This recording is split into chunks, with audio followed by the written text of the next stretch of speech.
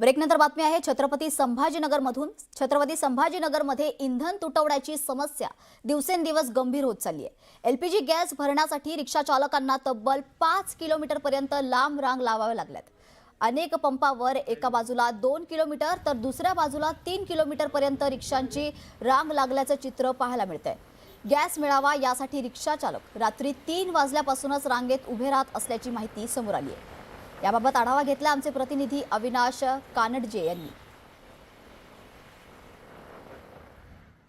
LPG gas मिळत नसल्यामुळे छत्रपती संभाजीनगरच्या जळगाव महामार्गावर आपण जर बघितलं तर नायरा पेट्रोल पंपाच्या या बाजूना जवळपास 3 किलोमीटर रांग आहे, तर दुसऱ्या बाजूना 2 किलोमीटर पर्यंत रांग आहे। जवळपास दोन्ही बाजूच्या रांग मिळून 5 किलोमीटर पर्यंत या रिक्षा चालकांच्या रांगा लागल्यात, कारण एलपीजीच मिळत नाही।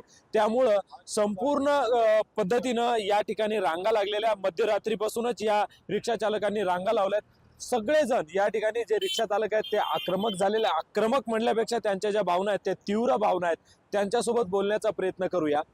काय सांगाल काका, केव्हापासून उभे आहात? आम्ही सकाळी 3 वाजेपासून उभे आहे, तर आता तो नंबर येतो का नाही त्याचा पण भरोसा नाहीये, आणि त्याच्यात भावात पण वाढ झाली। आता पहिल्यांदा कितीला सीएनजी मिळायचा, आता एलपीजी आता कितीला मिळतो? पहिले 61 रुपयाला मिळायचा, आता 120 रुपयाला झालाय। आता ते घर दाखवायचं का ते नुसतं गॅस मध्येच पैसे घालायचे? इन्कम तर पाहिजे, आणि पुन्हा पॅसेंजर पण 10-20 रुपये देत नाही, ते म्हणते आम्हाला लुटू लागले का? आता मग आम्ही काय करायचं?